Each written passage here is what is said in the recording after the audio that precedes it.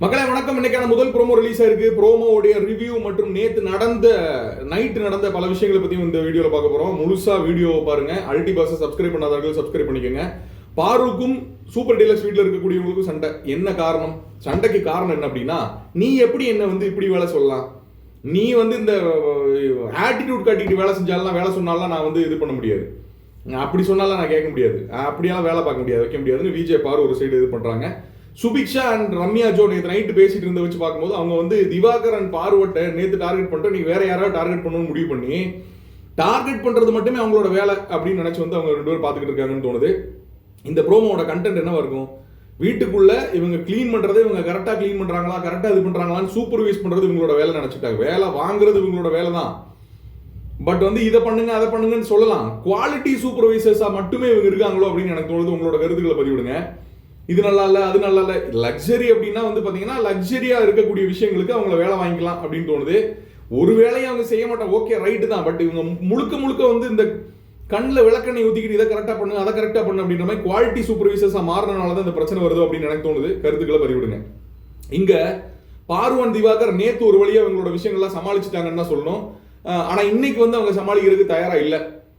நீ சொல்ற மாதிரிலாம் நான் கேட்க முடியாது, நீ அதட்டி பேசுற மாதிரி நான் இது பண்ண முடியாது, நாங்க கிளீன் பண்றோம் விளக்கமாறு இப்படி பண்ணுவேன் வேணா இப்படி இடிப்பேன், மூஞ்சில 2 இடி இடிப்பேன் அப்படிங்கிற மாதிரி பாரு ரொம்ப ஜாலியா அவங்களுடைய கேரக்டர் வெளியே வருது.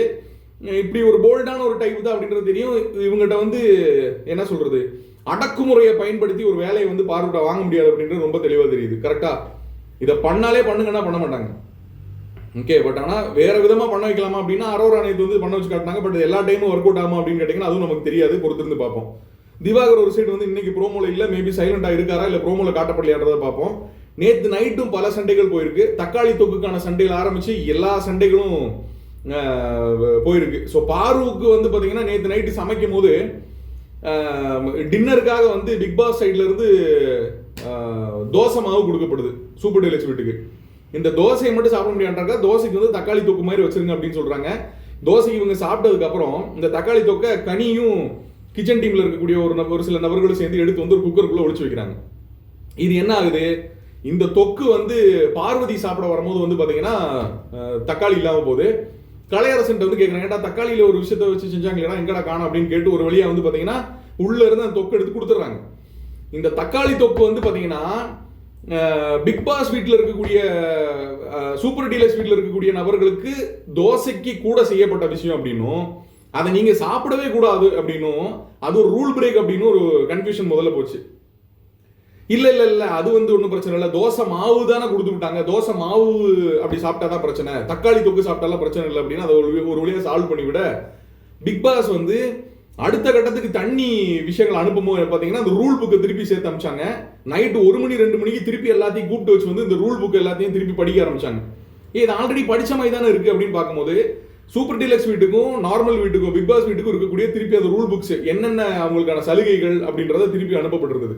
ஸோ இது மூலமா ரொம்ப நேரம் யோசிச்சவங்க எல்லாம் என்ன புரிஞ்சுக்கிறாங்க அப்படின்னு பார்த்தீங்கன்னா, சரி நம்ம ஏதோ ஒரு ரூல் பிரேக் பண்ணியிருக்கோம், கண்டிப்பா இதுக்கான பலன் கண்டிப்பா நமக்கு நைட்டு கிடைக்கணும், இதுல கிடைக்க போகுது அப்படிங்கிற மாதிரி ஒரு விஷயத்தை முடிவு பண்ணிக்கிறாங்க.